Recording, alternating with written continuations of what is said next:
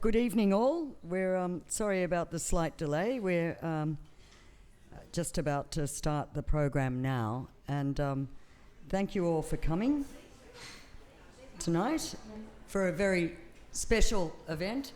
Very rare to see Thin Lei Win in these parts, even though she used to live here before. I'm Gwen Robinson, past president of the Foreign Correspondents Club, and I would just like to introduce our panellists tonight. But first, just a quick reminder of a couple of things coming up in the FCCT lineup in the coming days, and also to remind you we are staying open through Christmas New Year period, which is an experiment to see how many people are in Bangkok and want to come and have some fish and chips or something in that period, so do keep that in mind. And next week on Monday we have a fascinating talk by Sirin Pahanyotai, a very interesting woman who grew up in communist China as a young Thai girl. She's going to tell her story Monday lunchtime. And Friday the 13th we've got our FCCT annual Christmas dinner, which is great value for a complete mountain of food and fun. So all are welcome, and do think about it if you're at a loose end on, never mind it's Black Friday the 13th. We thought that would be counterintuitively auspicious occasion. So do think about that and check our website for more events in the coming days. And now turning to the topic of the evening, Resistance Diaries, the Kite Tales. It's as you can see, the exhibition is up there on the walls of some of the great work that's been produced out of this project over the last 2.5 years. But let me turn to our main speakers of the evening. I first met Thin Lei Win over there. Thin, put your hand up. I think people know. In Yangon and Bangkok more than a decade ago, when Myanmar was just opening up and everything was really hopeful. She was, as she is now, an incredibly dynamic journalist, back then with Reuters. And my impression then, as was everybody's, was of high energy, articulate, and completely committed reporter. And she subsequently was tapped by Reuters to help train Myanmar media and set up Myanmar Now, an incredibly successful independent Myanmar-focused online journal in English and Burmese in Yangon in 2015. And under Thin, it quickly established a reputation for solid investigative articles and bold, fearless reporting, which it goes on to do today. And as a tribute to Thin, it's gone from virtually no readers back then to, I think, more than 6 million regular ones now. It's one of the few Myanmar publications that has gone behind a paywall, and so far it looks like that's a successful move. Thin by then had handed over the reins, moved to Italy. Life is very tough, and she was reporting on food security issues from Rome. She eventually left Reuters to pursue that passion, and she set up a wonderful online newsletter and site called Thin Inc., and she explained it was a weekly publication on food, climate, and where those issues meet. The reason, she said, was because they are in trouble, and if we don't fix them, us humans will also be in trouble very soon. So that is the theme of her newsletter, but as she pointed out, it's not all gloom and doom. There's foodie stuff, nerdy stuff. Highly recommended. And the newsletter has gone on to draw support and attention. She has formed relationships with other investigative media groups, also as a reporter or chief reporter with Lighthouse Group, which has done some fantastic investigative stories related to food and food security. And she's carved a reputation as a force in those circles. But meanwhile, in 2021, after the coup, she set up with her friend Kelly McNamara, who worked for Agence France Presse, a project to record the stories of ordinary people. They called it Kite Tales. And I remember when they started in 2022, they were journeying all over the country, digging up amazing people and their stories. And it is really tremendous to have that on record, photos, videos, writings. They also raised enough funds to establish a fellowship which provides financial support to journalists and illustrators and gives them space to voice their thoughts, hopes and fears. So over the years since, they've built up a body of work, including stories and drawings, videos and so on. And as she noted, it's made the site even more relevant as international attention on Myanmar has waned, sadly. This Kite Tales project really provides a glimpse into the personal and professional hardships faced by journalists and storytellers who are still working to alert the world of what's really going on in Myanmar. And just so you can tell your friends, this exhibition will run for the next 2 weeks. We're open from morning till evening, 5 days a week. So if you know anyone interested, tell them to drop in and have a look at it. Turning to Shun 9. Shun is a Pulitzer Prize winning journalist based in Thailand with over 9 years of experience as a journalist. She's currently working as a team leader for Reuters news agency, overseeing Myanmar coverage, and she has covered a very wide range of critical issues, from Myanmar's complex politics and civil wars to the Rohingya refugee crisis and the jade industry.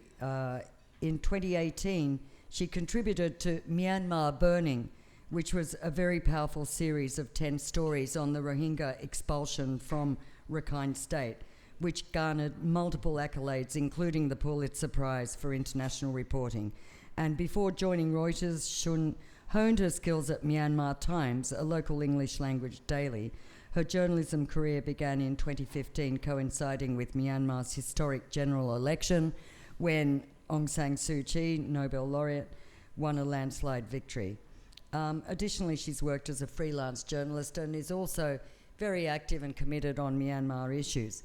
Finally, on screen, we'll see her, or rather an illustration later, is JC, a young Karen illustrator and artist who had to leave the country for her own security after the coup, and is somewhere abroad and joining us online to say her bit later. So we'll start with letting Thin explain more about Kite Tales and move on to Shun and JC and then some questions. So over to you, Thin.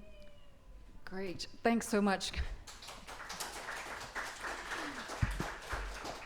Thanks so much, Gwen, for that extensive introduction. I wasn't expecting that. I was like, this is Thin, she'll speak now. Sorry. No, it's fine. I appreciate that. And thanks, everyone, for coming. As you might see, there are two computers happening. There was a bit of a technical difficulty, so I'm going to try and operate both at the same time. So if there are any glitches, please forgive me, saying right from the start. And yeah, again, thank you everybody for coming this evening, and it's really nice to be back in Bangkok, which was my home for nearly 8 years, and seeing so many familiar faces. And in fact, it was almost exactly 7 years ago. It was actually in February 2017 that I was sitting in the exact same spot for an event introducing the Kite Tales and talking about the year that we had spent traveling in Myanmar and the stories that we had gathered, during that year. And of course, all of you know Myanmar well. This was early 2017, and it was a time, like Gwen said, full of hope and optimism. Of course, things weren't perfect, not at all, but it felt like a better future was forthcoming, just little grasp away. It was possible. Unfortunately, I'm here today under a very different circumstances. As all of you know in this room, you remember probably that morning in February 2021, nearly 4 years ago, when the army seized power. What followed was almost like a playbook, right? In Myanmar military, there were peaceful, unarmed protests, followed by arbitrary arrests, targeted killings of anybody that opposed and criticized the army. Now, today, we have armed conflicts in many parts of the country. Millions of people are displaced, and tens of millions more are in need of assistance. And it was just before midnight, I remember very clearly, I was sitting on the sofa watching television, like maybe perhaps the last YouTube video before going to bed, when suddenly my phone started blowing up with messages about the coup in Myanmar. Rumors had been swirling for a few weeks earlier, but everybody thought this couldn't happen, right? I mean, who asked for a new game when you had 4 aces already, when you are up 40 love, right? The army had got away with pretty much everything. And the civilian government was under so much criticism. Why? Why would you still need more power? We didn't think it was going to happen. Unfortunately, it did. And then in the subsequent days, you know, I was hearing about the situation back home, all the stories from friends and family, and I felt completely impotent and helpless. And of course, as with these things go, the international interest in Myanmar started waning just as the needs and the hardships of the people increased and just began. I spoke out as much as I could, but also wondered, what could we do, you know, from so far away? Particularly with the Kite Tales, which is a project that we set up during the heyday of Myanmar's opening. And what we started to do was to start running what we call first-person accounts from the protests, people who were taking part in the protests, asking them, you know, why are they protesting? Why did they take part in the civil disobedience movement?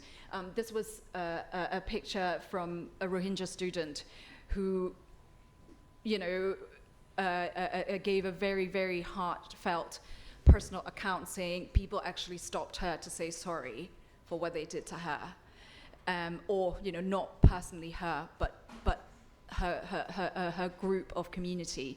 And so we started publishing those. And it was a change of style, right? Because what the Kite Tales originally did was just to talk about ordinary people and their lives. But we still felt like it was within the remit of what we wanted to do, which was to focus on the diversity in Myanmar community and all these stories that went beyond the headlines of Myanmar as this conflict, war-torn place, where the only characters worth mentioning were the lady and the generals. So when we, you know, started Kite Tales in 2016, it was the heyday of Myanmar's opening, like I said, but it was also a time when everyone wanted to look forward and nobody wanted to look back. They weren't interested in talking about history. And in fact, I remember reading a news article in a local journal that said that there were actually no students enrolled in the history department at Yangon University that year in 2016. So we set up the Kite Tales as a way to chronicle the memories of ordinary people in Myanmar, right? And in doing so, what we did was took inspiration from who I'd like to call 2 thought leaders when it comes to history and culture. One of them is U Aung, as we call him, is Aung So Min. He's the owner of Pansodan Gallery in Myanmar, and in many ways a pioneer in sort of, you know, setting up these communities where you can safely discuss things that you wouldn't normally speak outside. He built a community of artists, historians. He was interested in public memory, recording all of that. And he gave us this beautiful quote that you see today. It says, "The real history lies among the people." And that's something we try to remember every day, particularly when we're doing Kite Tales. And the other quote is much more well-known. It's from the Nigerian author, Chimamanda Ngozi Adichie, from her famous TED Talk about why it's problematic to have a single story, right? Because it robs people of dignity. It makes our recognition of our equal humanity difficult. It emphasizes how we're different rather than how we are similar. And they resonated deeply with Kelly and I because, you know, we've been journalists for many years and we've been covering Myanmar extensively.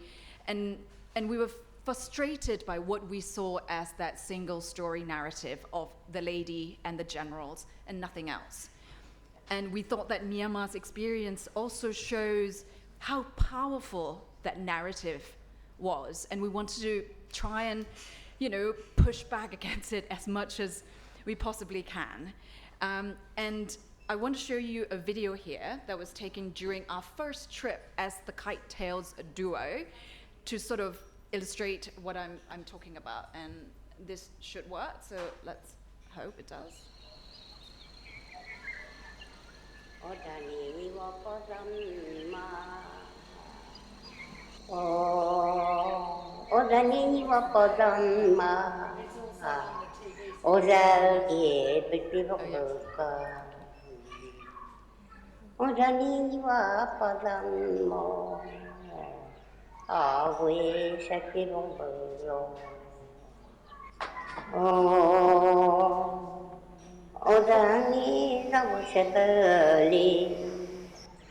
Odawa bring boya dayan bu nakana tinyu odani ni wa padam ma oja ge bati romboka oja ge bati romboli odawa kaula jwe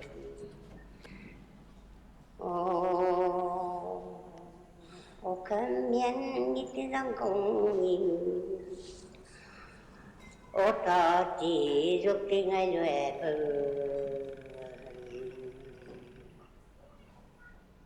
ô bự lo ta lòng như quê ô khăn miên xí xí lo bự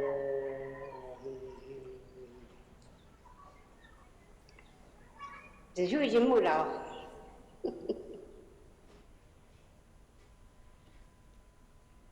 So this was during a trip that we took to Lahore, which is the capital of the Naga self-administered zone. So this was in the very western, edge of Myanmar, and it was actually during Thinjan in 2016, which meant, if you remember correctly, the timeline in Myanmar, it was right after the civilian government took power.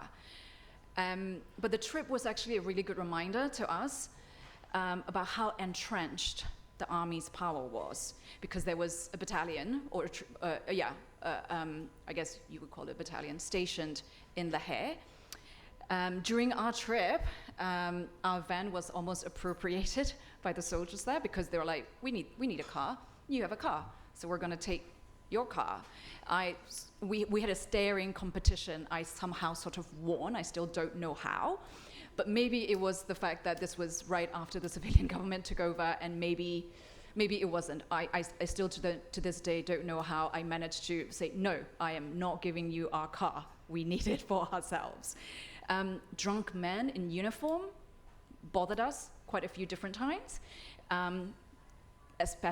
particularly Kelly. She was blonde. They wanted to shake her hands, they wanted to touch her hair, and people were, still scared, but they were trying to also push back. Like the first day that we got there, the officials came and said, where's your documentation for coming to Lahore? You don't have the permission, you should have told us. And somebody who was with us, who was with the self-administered zone, with the civilian government that just took over, said, no, this is a new era. They don't need that anymore. They can be here. So it was a really interesting trip that sort of almost gives the juxtaposition of where Myanmar was trying to be, what it was trying to escape, and where it could be. But there was also, of course, complex emotions, as you just heard on that video, right? Locals were not really sure about what's happening in the rest of the country, especially in Naypyidaw. And, this lady that you just heard, her name is Markwe Lainyu. She was very, very proud of her tattoos. She's got tattoos all over her arms and her legs. But she was also very sad about the loss of her culture, of the Burmanization of the whole area. And she has this beautiful voice. And, we just asked her, like, do you want to, show something culturally? And she's like, I'll sing you a song. And she just did that, right? And then at the end of the song, and we stopped recording, had two granddaughters. I don't know if you reckon there were two girls in the video who was listening to her. Those who had two granddaughters. They turned to us and they said that they haven't heard their grandmother sing ever, and they hadn't heard this song before either, and they were shocked as well. And we felt really emotional hearing them say that. And we also realized, I guess, then that we've got something here, where we could record these stories, and for both people within the country and outside to read and understand the diversity, the different stories that that we have. Hang on. Because we traveled around that country that year, and it was just so great for me to reconnect to some of the places we haven't been, or to visit places that I never could when I was growing up, because they were considered, black areas, black sites, so they were off limits. Because as you all know, right, Myanmar was isolated for decades by the military that turned its guns on its own people, and it plundered its resources. I was born and raised there, and I remember when I was growing up in Yangon, there was one, if I remember correctly, one bookshop where you could buy foreign magazines. And if you're lucky, you can pay in dollars to become a member of the British Council Library, and then you can borrow English language books. So that was the situation, right? To a lot of the outside world, Myanmar was a faraway place that only interested scholars. That changed after 1988 student protests, but then the problem was that the story became very black and white. It was only a single narrative, a single story, which we thought didn't do justice to the country that is so rich with personal stories and histories. Because both Kelly and I, we spent hours having these amazing conversations with people in the most remote places. And then, if we're lucky, one or two of their quotes will make it into the stories that we were writing, right? So as journalists, we were frustrated. As a Burmese, I was really annoyed. And I was like, look, we have so much, great material. So yeah, we wanted to explore. We set up the Kite Tales, we traveled, and we're like, let's try and capture the voices of people who've been silenced and ignored for so long, who are not in the official history books. And, we met people who are forgotten royals, old poets, filmmakers.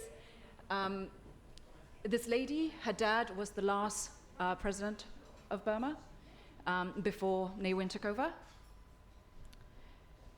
We met young rights activists, philosophical farmers, authors, rock and roll stars. The third picture, if you don't remember, that's Pascal Couthouet. He wrote one of the best books on Myanmar, The Land of Green Ghosts. That was his mother on his left. We went to his home, and he talked about his grandfather's musket. And they included people who bore witnesses to great battles and carried hidden scars. The gentleman on the left, he was the only official photographer when the Pinlong Convention happened. He took a few black and white pictures, which are now in the British Library. And he told us that he didn't know if the pictures turned out right until he rushed back home, covered himself in some dark cloth, and started developing it. He was bedridden by the time we met him, but he wanted to talk. He wanted to tell us his story. The lady on the right, Dandaungji, beauty, former beauty, as you could see. She said one of her favorite things is a red Chanel lipstick, which she had on. And she's seen, her father and grandfather were killed by the Japanese when they came to her village. She says she can't forgive them, but she has, I think, a granddaughter whose husband is Japanese, and she loves them both. It's these tales of bravery, love, betrayal, heartbreak, that overcame 2 foreign occupations, right? Wars, multiple wars, and brutal military rule. And the country and the people that we discovered, we wrote that they were more vivid, heartbreaking, and inspiring than we possibly could have imagined.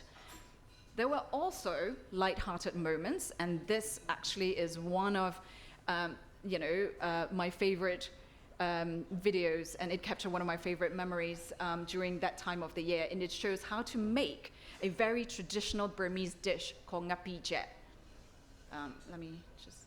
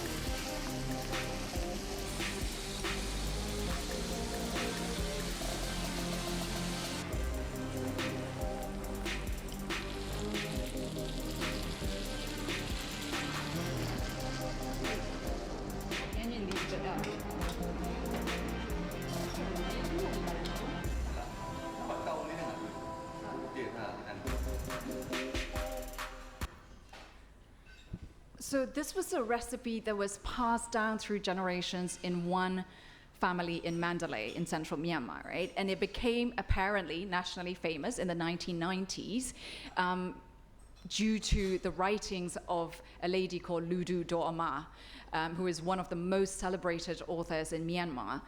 Apparently, she wrote a magazine article about the dish in the form of a conversation between her and a friend of hers who cooked it for her. It turned out that the friend who cooked it for her was my late great aunt. I didn't know it myself until somebody that I was interviewing turned around and said, "Do you know that your great aunt has a famous ngapi jet recipe? You should write about it and you should do it for the Kite Tales." So when we were in Mandalay, I went to meet my great aunt. She was in her 90s then, and then said, can we get the recipe? Can you do it? But she was like, "I'm too old, so my granddaughters will show you how to make it." And we filmed it. She has obviously since passed away, but this is something that I have of her and, our family forever. So unfortunately, we're going to now go into some of the darker periods again. So in a way, when the coup happened, we already had a platform, right, to sort of showcase these stories. And we started asking our friends and contacts to write these diaries about why they were protesting. And of course, right from the beginning, right, the military targeted journalists. They arrested journalists, raided the offices, including that of Myanmar Now, a news agency I helped set up in 2015. But the fact of the matter is that journalism has always been a dangerous profession in Myanmar, regardless of who is in power. Journalists have been arrested, threatened, thrown in jail, harassed, even during the opening when there was this proliferation of media outlets and during the civilian government as well. It's just that things deteriorated dramatically after the coup. I mean, journalism has always been a low-paid profession, thankless job that frequently, invited more rancor than support in Myanmar. Most independent media outlets had to shut down. Hundreds of journalists lost their jobs. Many had to flee. Many are working across the border illegally. We'll hear more from Shun later on about those challenges. And of course, there are those who could not or would not leave the country or their families. Then they had to leave keep a very low profile. They had to stop working as a journalist if they can. If they can't, it's extremely dangerous. Some had to take on whatever job they could find, become taxi drivers, shopkeepers, anything to make ends meet. So in 2022, we raised money and set up a fellowship, like Gwen said, to support storytellers from Myanmar. The idea is to give them a monthly stipend for a whole year to produce anonymous diaries, so that we're sort of providing them with some sort of financial security, but also giving them a window to talk about their feelings and fears, and also for the readers to understand what life is like living under the military dictatorship. Taking pictures became very dangerous, so we also sponsored Myanmar illustrators to come with us and work and produce the artwork based on those diaries. So that's the artwork that you now see being exhibited behind you. In fact, like Gwen said, we have one of the illustrators that we've worked with very closely who is joining us via Zoom, so you will hear from her later. So far, we've supported 15 people this way, and we hope to support more. It's a small number, a drop in an ocean, in fact, but we're very, very proud of what we've been able to achieve. And I'm going to spend the next few minutes just highlighting some of those stories. So this, you will see it's up in that near wall, and this is from a Kaya or a Karenni journalist about the night that they fled their village, and it's called On the Run. I'm just going to read some excerpts from these little diaries. The whole village was on the move, on motorbikes, bicycles, cattle carts, farm trucks, and cars. Some went to their farmland, others headed to the forest, hills, and caves. Everyone fled overnight. The village echoed with the cries of children and engine growls. The road was thronged with people. Some were transporting goods, and others were heading the other way, returning to get their families. If you didn't know we were running for our lives, you might think we were having a pagoda festival. We decided to camp on a rocky outcrop in a field. There were no big trees for shelter, and we lay down under the glittering stars in the clear sky. The children couldn't sleep because of the sound of artillery shelling in the distance. Each explosion shook the ground below us and sent shock waves through our bodies. The tremors made the children cry. Sounds of their sobs filled the air. Carrying them on our backs, we walked to and fro and lied to them about the artillery fire. It was thunder, we said, and there is heavy rain far away. This one is from a journalist in Yangon who was mourning the loss of her community. For the past 4 or 5 years, I have come here regularly for one reason or another, whether it's for a bite after filming or to meet reporter friends. Now I'm alone. Everything has transformed in just 1 year. There are no reporters in the cafe now. Most of my friends are gone, and I know it will be impossible to see them again in the next few years. I don't go out much anymore. When I do, I often do not see anyone else. In this day and age, it is more helpful not to ask where your friends are, so it's best if you don't meet up with anyone. Life is about growing up, getting around, and the people and places you come to know. Without these memories, there would be no life, right? This is from a Chin journalist about the birth of his child while soldiers roamed the makeshift clinic that they were in. My wife, a government employee, was pregnant at the time, but immediately joined the CDM when the coup happened. She stopped working and didn't take her maternity leave benefits. A large number of staff from the health and education departments in the city joined the CDM, and by the time my wife reached her due date, her OBGYN had fled home to the southern plains. Hospitals and clinics were also closed, so CDM nurses got together and opened an unofficial clinic. The delivery room was the hastily reappropriated dining room on the first floor of a 2-story building, partitioned with plywood for privacy. In this room was just a chair from a beauty salon, normally used for people having their hair washed. There were no doctors, only nurses. There were no medicines and no painkillers. This is where my wife gave birth. The military has started to arrest people associated with CDM clinics. The only protection we had was a group of young men from the neighborhood who crouched in the darkness at the top of the stairs, wielding whatever weapons they could find. Just a couple more, I promise. This, again, is from a Kaya Kareni journalist. A friend of mine went into labor before her due date in a remote forest village while displaced and lost her child because she did not receive the necessary medical treatment. Another woman I know lost her pregnancy while on the run with her husband, a policeman who took part in the CDM. I've also heard of mothers who died in childbirth. These are tragedies not just for these families, but for the future generation. With fighting continuing to this day, mothers and children in conflict zones do not have the access to regular vaccinations, nor do they have access to adequate food and water. This one is from a journalist in Yangon who was jailed for reporting about the military's abuses after the coup. It's about her time in prison, insane prison. The authorities fed the prisoners with just enough food to keep them alive and little more. Among the many terrible conditions in insane prison, the food felt like a particular insult. Here is a rundown of the weekly menu. Every day at 7 a.m., we were offered a breakfast that usually consisted of a choice of either boiled rice, cooked with lots of soda to increase its volume, or poor quality rice roasted without oil and salt, which the prison called fried rice. To accompany this, you could have, if you are lucky, a mug of lukewarm water.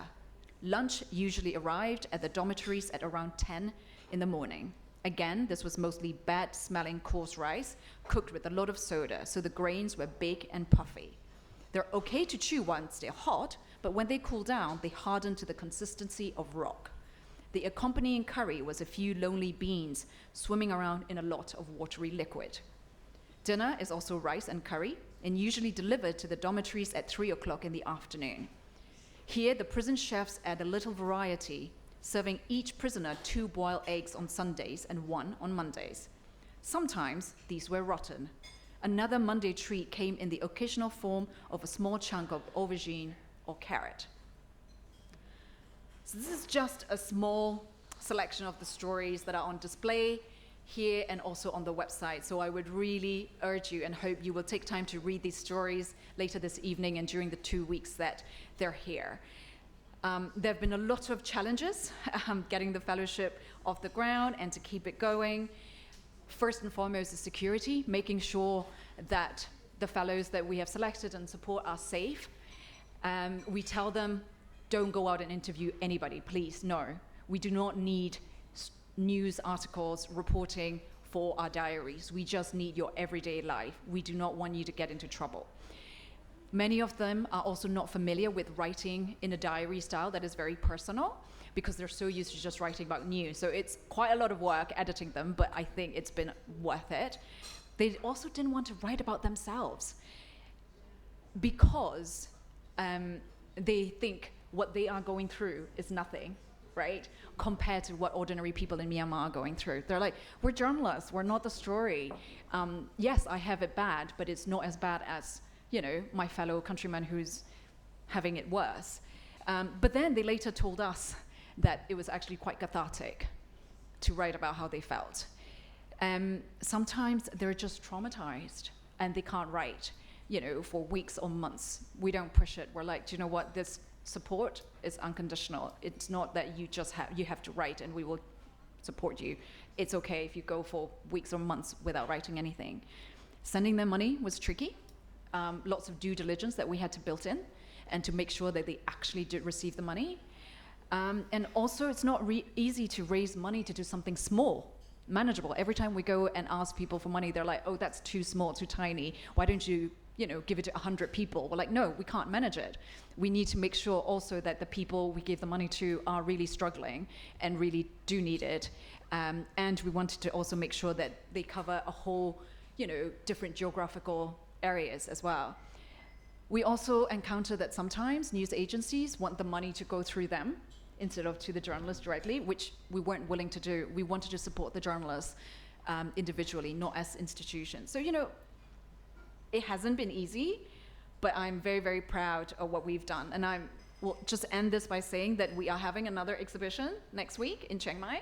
So if you have any friends, colleagues, anybody in Chiang Mai who might want to attend, please tell them about it. We are also hoping to bring these artwork an exhibition to Europe. So if any of you have any ideas on how to do it, where to do it, I'm all ears. Last but not least, please don't stop talking about Myanmar. I say this all the time. What the military wants is for the world to forget about Myanmar. What the military wants is for the world to think Myanmar as a lost cause, that is ungovernable, that they are the only one that can bring safety and security. It is not true. We cannot let them win. So please keep talking about Myanmar in whichever way you can. Thank you very much.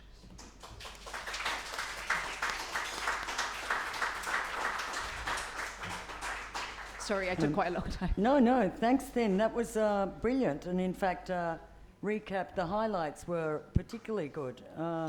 So thanks for setting the scene on that.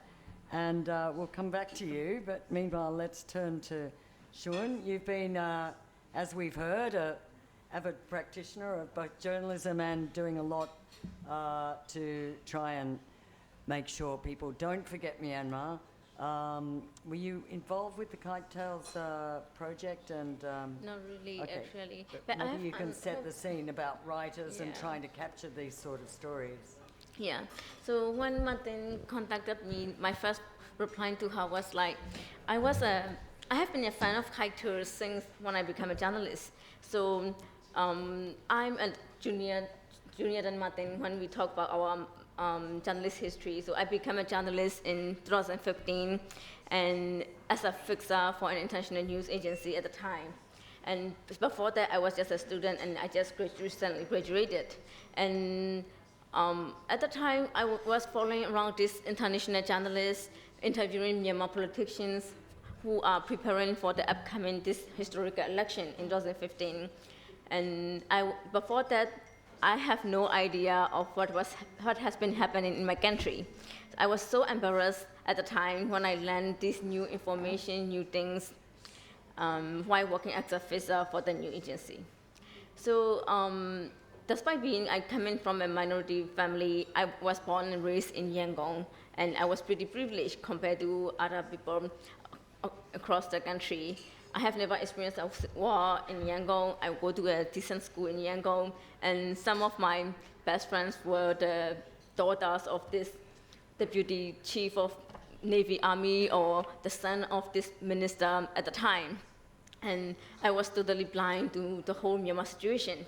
And when I first learned, I was very curious and inquisitive, and I felt ashamed that I wasn't paying attention to it. And at the time, I decided to become a journalist. And that was the opening period of Myanmar. And it was very exciting. Being a journalist is something that really boils my blood and really make me working hard. But also, it is a job my mom doesn't approve. Yes. Yes. So my parents kicked me out of their house for deciding to join the journalism at the time. But I'm not like trying to blame them or anything, because they were just trying to protect me.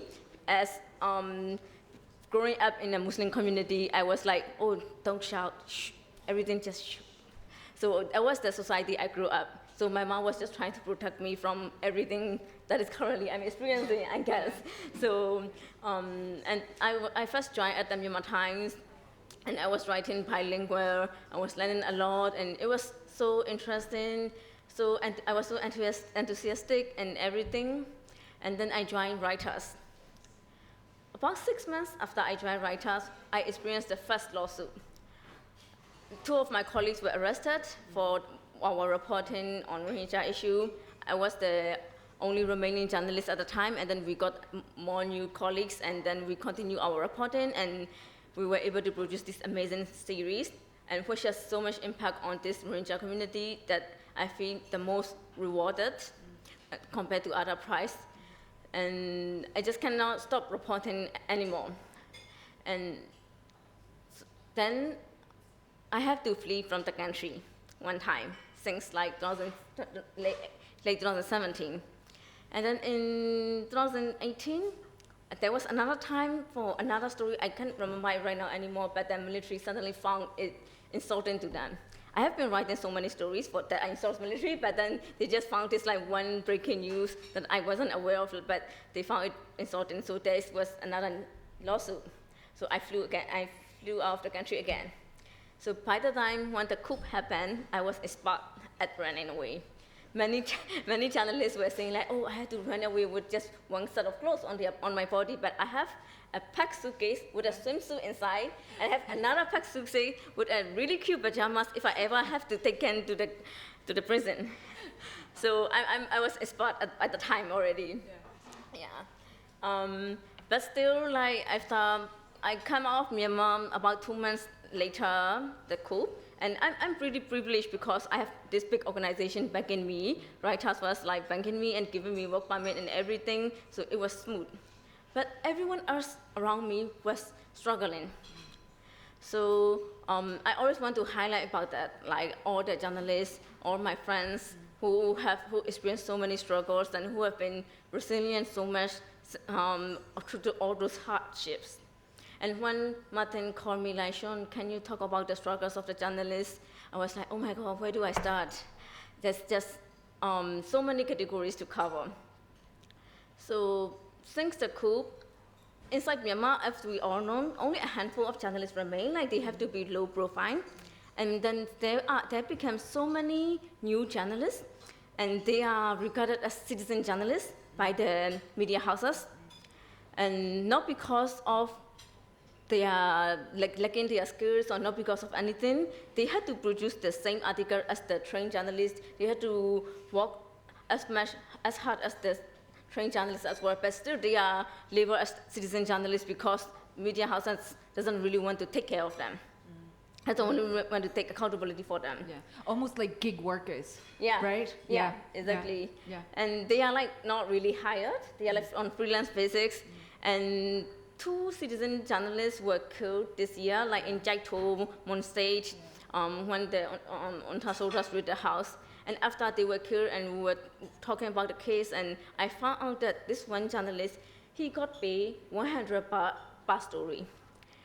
And he had to write at least like 70, 80 stories per month so that he can cover his ends, he can meet his ends. So that's the condition of the citizen journalists in Myanmar that are experiencing. And these citizen journalists alone are the eyes on the ground on Myanmar, including for me as well. I have to rely on their reporting so much, all of you must be relying on their reporting as well. But then they got paid so low, there was no one to taking care of them. No one really regarded even as like trained journalists. They got put down under this citizen journalist level, and then they had the highest risks. And that's why these 2 were killed, because they were on the ground. Yeah. So, and that's the condition with journalists inside Myanmar right now. And those who fled, so some make it to Thailand legally, illegally, through all the rules we all already know, and some cross the other borders as well. And they are also, they only can do the journalistic work. They cannot just start like a new job or a new situation. So they become so much reliant on their current media houses. And when we talk about journalists and expression and oppression, everything, we always assume that, okay, Myanmar UNTA is oppressing the journalists, Myanmar UNTA is arresting the journalists, Myanmar government or the government's authorities are oppressing the journalists. But right now, very, very sadly, even the media house employers or the authorities are also oppressing the journalists as well. And these journalists have no way to fight back because they have to depend on their job, because that's the only thing they know how to do as they left their home in Myanmar. They got paid very low, they don't have the proper documents, and the media house owners, some media house owners are providing some sort of documents for them, like maybe visa or maybe some cards, but then there was no one helping them with their health conditions or health insurance. And these journalists, when they ran away, they had to run away with their family. Because like, I don't need to explain it, like Myanmar government go after the families as well when they cannot find the person they are looking for. And so with their kids or their parents, but no one is taking care of them. And more rights abuses are happening inside the media houses as well. And now if we talk about it, we are like, oh, this is now the revolution period. Don't talk about it. Let's talk about it later. We all have to work hard, and we have to sacrifice for the revolution. And I feel so frustrated about it. Like, why? So now, last August, a group of working journalists have come together and formed this like Myanmar Journalist Club, which is solely consists of the working journalists, no authorities person, who can hire or fire, because we want to work on the labor rights issues. Despite having so many journalistic organizations in Myanmar, there was never a journalist organization that helps the journalists to fight for their rights inside their work environment. There was no one to teaching the journalists saying like, you can ask for paid leave. It's okay, it's not like a privilege, it's your basic right. You can ask for health insurance, it's okay. There was no one teaching them, or even encouraging them to do that. So now it's not my single organization. It's like a group of journalists, about 150 journalists right now from across 52 media outlets, and we just come together as like a force so that we can challenge to the employers. Are you giving the paid leaves? Are you giving the paid maternal leaves to the pregnant woman journalists? Or will you give a risk, or will you take care of the health insurance, something, this kind of thing. But actually, we haven't even reached to the point where we can ask for the paid leaves or health insurance yet. Now we are now starting from the point where, please pay the full salary. Please don't cut the salary. Please don't keep giving excuse that you don't have the money to pay the salary. If you don't have the money, don't ask for them to work for you. This is not, because these people are also not rich, like they are working for their survival as well. So it's no excuse that saying like, oh, our media does not have funding, so we cannot pay you for like 3 months. Then how can this journalist survive for 3 months without any pay, something like that? So now among Myanmar media outlets, in big media outlets, the rights abuse are happening because they have big media outlets that can give the reliable jobs.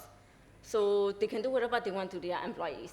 But in small media outlets, they cannot pay the salaries, or they cannot pay this and that because they are already small and they are already struggling. So it's just that the lives of journalists have become so unstable, insecure, not taken care of, you know what I mean? Yeah. So yeah, that's what I want to share. Please, sorry for taking so long.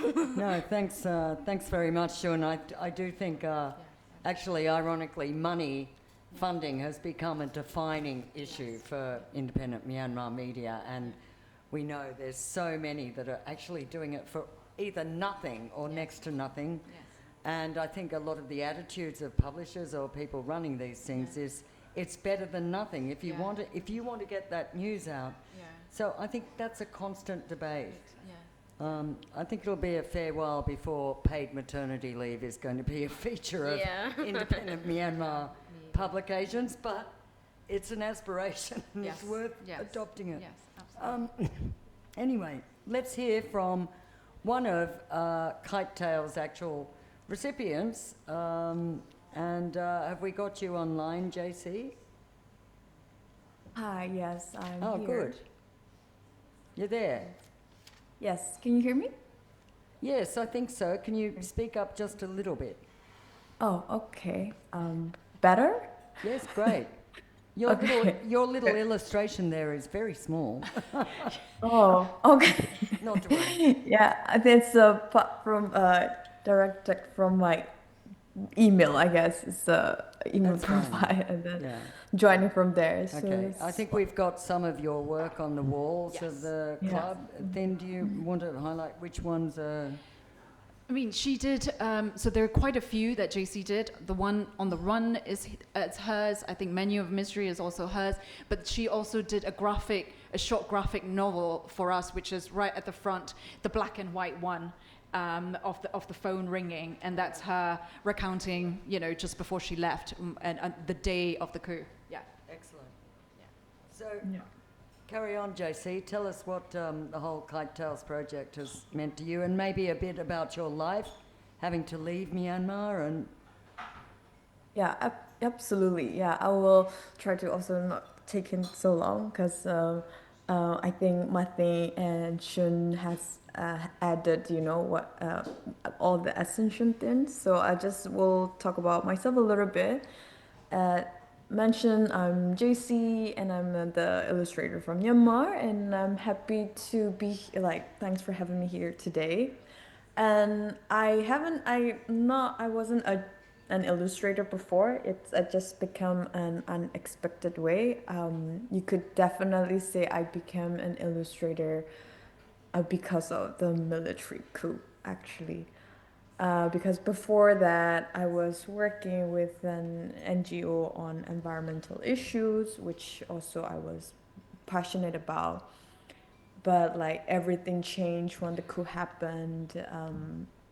As everyone else, it was hard to comprehend what was happening for me at first, and then I didn't want to believe it, that it was real. And then because how the event unfolded quickly, and all the harsh reality sank in, like many of us, and that's when I felt like, okay, this is real. This hit home. This is happening, and I think everybody was in a way of protesting this, and in so many way all the art and creatives also on the rise to express things. And I think that's how I also started, because I was learning to draw, and then I used my illustration as as a protest, if I have to say. And because also since I have a background in communication, and I also did a little or some work in journalism before, so that's how I also got started with collaborating with journalists and news media to cover Myanmar issues on this. And also it has, because of the situations on the ground was hard. It become dangerous for journalists or for the journalists to get footages, and I think it's kind of like a step to fill in a bit for the visual part. And then and also I knew Martin's for a while now. I think go way back. I started actually intern in Myanmar now when she started setting up. That's how I knew Martin, and we keep in touch. And I always, when she set up the Kite Tales, I felt like such a needed storytelling platform. And then I think then Martin and Kelly, I think they wanted to also see how this could be done. And then I became part of it in as a fellow for to illustrate these stories. And then of course, and it has been a platform that has supported me ever since as well. So because of that, the coup then turned, the life become totally opposite, upside down. And then I, because of working with journalists and then my illustration, I definitely give me some anxiety to live in the country sometimes, even though there are people that make doing more risky job, but it's I didn't really feel as safe. Also, I knew that I did not want to live under the military authority as well. And then I had a chance. So at that end of the year, I made the decision to leave the country. Then through artist residency. It was bittersweet, because I was I was leaving my job, my cats, and also I was not sure when I'll be able to return home, because when I left, it wasn't oh, I'm leaving forever. It's I'll leave for now and see, And so so not not a lot of planning in how life's gonna be in a foreign country as well. That how's life gonna turn out. And also I think I want like life wasn't the same anymore because a lot of friends were leaving one by one. Yeah, it wasn't the same anymore. So I think that added one of the factor in making that decision. Now I am, I'm in a foreign country and it's life in excess, like it's in limbo indeed because it has its own set of challenges, but being able to still doing illustrations for these stories and like be part of as a fellow for the Kite Tale, it feels like I'm still be able to contribute in a way, and then to be able to read the stories, remain hopeful even though it's sometimes hard to read them even for illustration. So yeah, I hope that like people will not forget us, and I hope that these stories, we keep having the stories, and then we keep supporting each other, and then that we need the global community to continue to support us and hearing our voices and amplifying our fight. Yeah, so that's for me. Thank you very much, JC.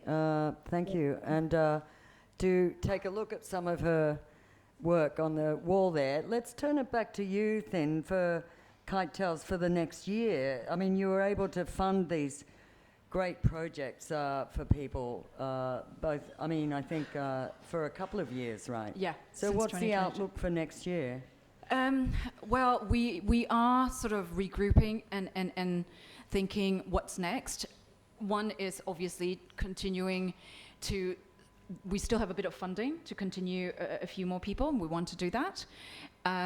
We want to bring these exhibitions abroad, but also it's I guess, if we weren't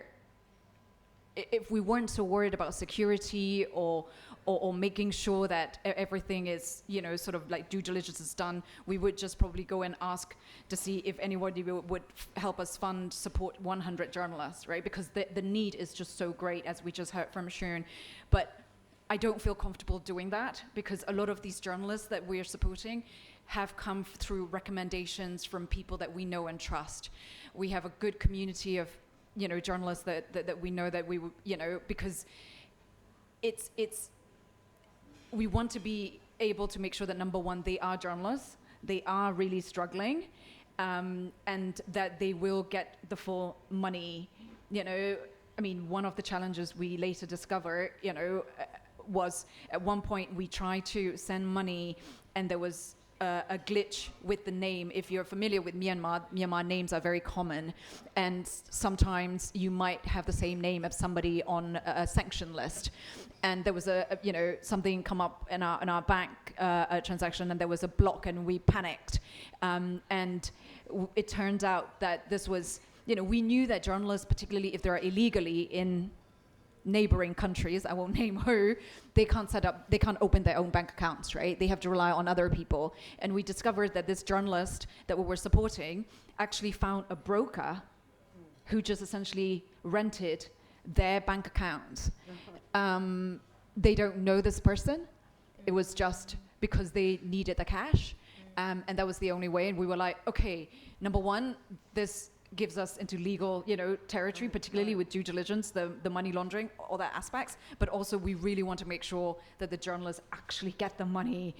So can we find another way of getting the cash there? So it's a long-winded answer, but we do want to continue doing it, but we want to do it in a way that is manageable, that's authentic, that's also while also making sure that we're safe. So next year we will hopefully do a lot more promotions, and we will continue supporting the journalists, but we have a board of trustees who have great experience in all these issues, so we're going to sort of hold together with our trustees as well to say, okay, what's the next strategy? How can we continue supporting Myanmar journalists and storytellers? So we're seeing and hearing about the work of both exiles and people inside, and you mentioned you both know a lot of people inside. I'm amazed how people last and survive inside, how difficult it is. As you said, you can't even point a mobile phone to take a photo at something. It's like life-threatening. So I wonder what your sense is of the people inside, and I'm just curious why they're staying and where their work goes, and also what's the proportion, do you think, now? It's very hard to assess this. Yeah, I mean, from 3 years after the coup, coming on for 4 years. Yeah. I mean, have almost all left, or I noticed that journalists are still being cracked down on and hassled and all that. So there's still plenty in there. Yeah, I mean, Shun probably may have like even more data. So a lot of media outlets still have a very small number of people still in country. Some are staff, but a lot of them are CJs. Like, Well, you know, Myanmar claims it's got like at least 50 inside. Yeah. But I think they were also talking about the liberated area. Yeah. Right. Yeah. So we should make a distinction between liberated area journalists and journalists. But I'm really amazed that I know some hanging out in Yangon. It's like, how do you operate? I mean, like 3 people we're supporting are still in country, and a couple of months ago, we were like, we can't send you money, what's happening? And they're like, oh, yes, I made a donation, wasn't even to a PDF, made a donation to a charity, and my bank account got frozen. So we then have to find another way of sending, money to really them. tough. Yeah, it's really, really tough. And the others that we know are doing 2-3 jobs in addition so to the really reporting. journalism is a labour of love. It and is. It is a labour I of mean, love. they're not getting paid properly. No, I mean, Or Shun, they can't even get the money if you want to pay them. yeah. I mean, Is Shun, that you your probably. sense, Shun? Yeah, so like right now, just like we said, like if we talk about journalists inside Myanmar, we have to differentiate between those who are in the liberated area, like Karenni state or some in Karen state, and those who actually surviving in their own time administration, like Yangon, Mandalay, exactly, and Naypyidaw even. So there are like some journalists trying to stay as super low profile, trying to maintain there, and they cannot do much work, but they can do some credible work, and they continue to do it. But then, just like Martin said, like they have to do other jobs as well. And sometimes there's a mix of like that person is also a journalist as well as a PDF member, as well as a local citizen. So that's also another thing. Maybe you guys have to go through the verification. That's also something that I experienced as well. Like when I interview this resident person, turns out he's also the PDF member of that local, because these civilians, they are forced to hold arms to protect their own village. So we cannot really, I'm not really blaming them, but it's just more verification process. Yeah. Right, I see. So look, I think we'll just turn it over to the floor. If anyone has any questions about not necessarily just Kite Tales, but about this whole issue we're talking about, trying to get stories, frame them, get them out. Please feel free, the microphone's there, and ask any of our panelists. I actually have one, which is, I mean, the stuff you're getting out from inside, given how difficult internet is as well, I mean, and you've got some pretty heavy graphics there. So are they, and also the words, are they sending, these days, I mean, it must be a nightmare. Are they sending things tapped out on Signal, and how are they getting graphics over to you and things like that? It's all, we try and pretty much do everything on Signal. So I'll get chunks and chunks and chunks of text on Signal where you have to click read more, read more, read more. And then copy and paste, because they're all timed to disappear after a few days. So if you miss it, you lose it. But the graphics, so we have at the moment 2 illustrators, one still in country and one JC who's fortunately outside. They just dump it on Google Drive. They send a message on Signal once they've dumped it. As soon as I've downloaded it, that gets deleted. Wow. Yeah. So it's quite an exacting operation. Yeah. Oh, and here we have a question from Hui Ye. Hello. Maybe you could Hi, Tin. introduce. Hi, Hui. You mentioned that it was cathartic for one of the writers to write what she wrote. I'm curious about whether other fellows got to read the work of other fellows, and also the kind of responses that they gave. You know, did they express any surprise or any other emotion when they were during the editing process of this entire series? That's a great question. So I can't say for sure if they read all of the other fellows' diaries, but I do know at least a couple of them did. And one thing that they did tell us was that it made them feel less alone. Like they are not the only ones going through these emotions. That they're not the only one going through. There's this deep sort of like ambivalence. In one way, I guess, like this shock and trauma of having to leave your home unexpectedly, sometimes with very short notice, and yet also because they're still reporting and they're talking to, you know, victims of air raids and shootings and all of that. So they're like, well, you know, yes, I've lost my home, but it's not as bad as them.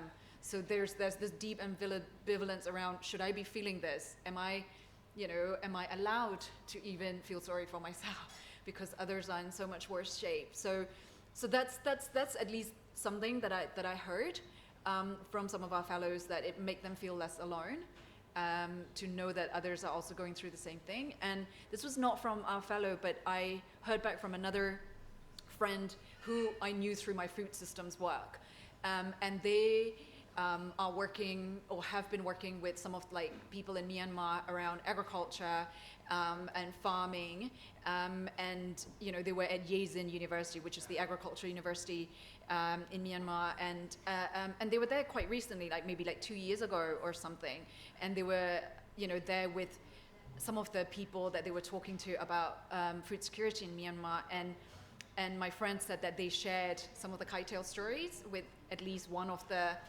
people that they were talking to, and they said that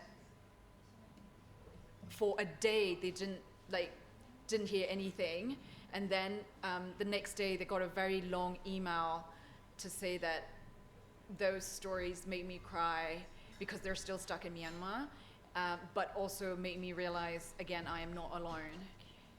There are many others who are going through similar things, and you know, that made her, that made the, you know, her feel less like an outlier stuck in Myanmar, still working for, you know, the military because they couldn't afford to leave. Those, you know, and unfortunately we don't get enough feedback from the stories, but when we hear things like that, that really made our day. Yeah. Thanks, Finn. Well, if there's no other, yes, Marcus, take the stand. Please identify yourself. Hello, my name is Marcus.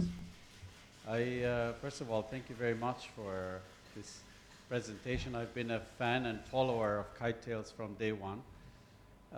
What I would like to ask is whether, I mean, you can think of what you're doing not just as journalism, but it's almost like an online museum that you have built there, and that serves historical documentation basically for future generations also.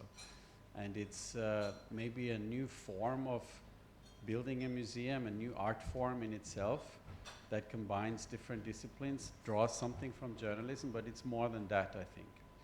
And especially if you add the visual part now with the graphics, and I think that's a very interesting model that you have built. And my question is whether you know of any other examples in other countries that have, you know, gone through a similar path, or whether whether Kite Tales has inspired similar initiatives in other countries. I know in Thailand there are people who are interested in this for documenting human rights violations in these countries, for example, and trauma that is experienced by people in Ukraine and other places. And so I was wondering whether whether you zoom out from Myanmar and you look at this sort of as a type of documentation, a type of online museumification in a way, whether you know of any other examples or whether you've been able to share this in other parts of the world. Yeah, thanks, Marcus. So actually, I should have said this. So there were a few, inspirations when we first started the Kite Tales. There was an oral history project in I think one part of India, I can't remember where, that was an online oral history project that we really wanted. We really liked the look of, and we're like, oh wow, yeah, this is the kind of, because Kelly and I have been talking about it for years. Before this actually came, into being 2016. I think we've been talking about it since like 2013 or something like that.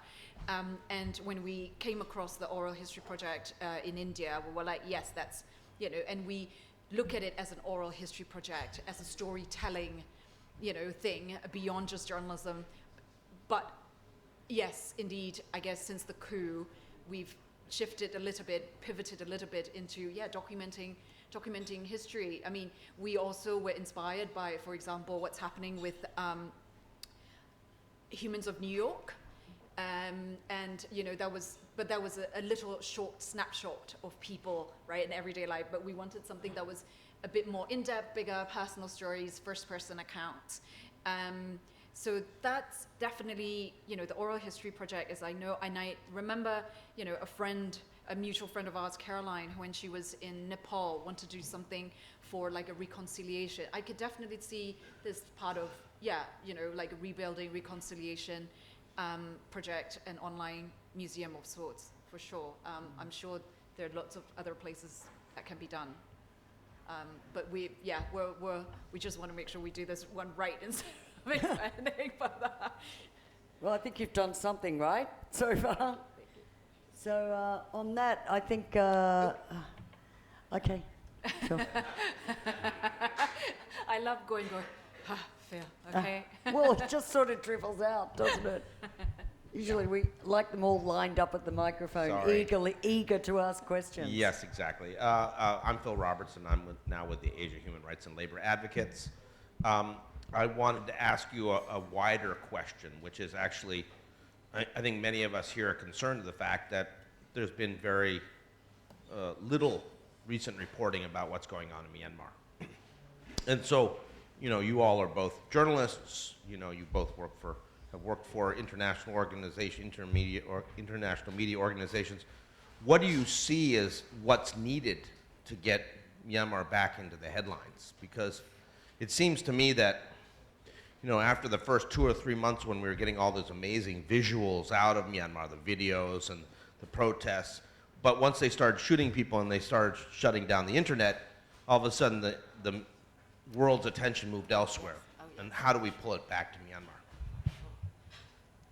Do you want to, go ahead. Yeah. So thanks so much for the question. That's exactly right. And I will try to answer from my point of view, which is like, I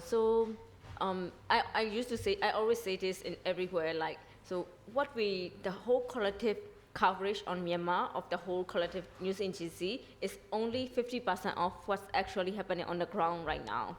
And the reasons are because lack of verifications, because of internet, shutting down the internet, shutting down the phone lines and everything. So there's lots of struggles, that's for sure.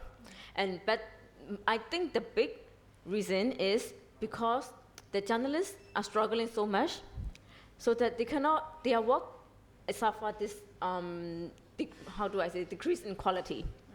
Because they are struggling so much to survive, so that they cannot work hard to produce these credible stories, because they need to first send their kid to the clinic first for the fever the kid is having, or they need to have this rent that they have to pay in like this neighboring country, or even inside Myanmar, the same struggles. So I think I would like to request to invest in the journalists, media workers, not the media organizations, but the media workers, working journalists, and so that they can continue to do their job and continue to create better and credible reportings. But right now they are struggling so much to just survive on their own, so it takes a toll on their work. Yeah. That's from my point of view. No, I totally agree with Shun. I think maybe I will maybe give recommendations to like different groups of people, to donors, which unfortunately has become a dwindling bunch. Everybody's cutting their funding to Myanmar because there's just too many conflicts around the world. And Phil, like you very rightly said, as soon as the internet got switched off, there were no more images or footage of protests, you know, it just disappeared, right? Now, the only time you will see a lot of Myanmar stories is if there's a massive killing or bombing, air raid, right? So to donors, media development organizations, please don't keep cutting funding to Myanmar media outlets or Myanmar media journalists. Please keep that funding, number one. Number two, yes, mental health is super important. People are probably suffering from PTSD, but there's no point in having a 5-day mental health course if they cannot get paid. No, Yeah? I totally agree that, like, Yeah? yeah. Yeah, pay them, make sure they get paid. Because they say, oh, journalists, they're working 24/7, Myanmar journalists, they need at least a day off. What are they going to do when they have their day off, when they don't have the money, or when they are stuck in a place where they can't even get out without being arrested? Having a day off doesn't help if you don't have the ability to leave your compound, leave your house, do something interesting. So money, please pay them, make sure you support media workers, not just media operations. I think that's super important. The other recommendation is to the media outlets and journalists themselves, who I totally understand if you are living it, all you want to write about is the conflict. But people get tired of reading about nothing but the conflict. Find a way to meet the zeitgeist of what the international media, organizations, what others are interested in. That could be climate change, right? That could be energy transition. That could be, I don't know, are we just going to, food security? Look at what are the big issues. Look at where the big international conventions and discussions are happening, and see if you can produce stories that would fit it. I mean, one of the things I'm currently trying to do with a number of Burmese media outlets is to help them with some of the in-depth stories and see if I can link them with international outlets that might be interested in publishing stories that just go beyond the air raids, the bombings, and the conflict. Look at the state of soils in Myanmar, what's happening with the healthcare system, what's happening with the financial system. So try and have a bit more diversity in the reporting as well. Definitely. Yeah. There is a fixation on conflict reporting, but Yeah. I agree. Okay. On that happy note, I think you've all been brilliant. Thank you very much. And as I said, please keep an eye on our website for upcoming events and engage with and support Kite Tales if you wish to. I'm sure Thin would be very open to engaging on that. And thank you, everyone, for coming tonight. And don't forget about Myanmar. Yeah. And thanks, Gwen, for coming back earlier from your trip to do this. Well, it was a pleasure. So thank you.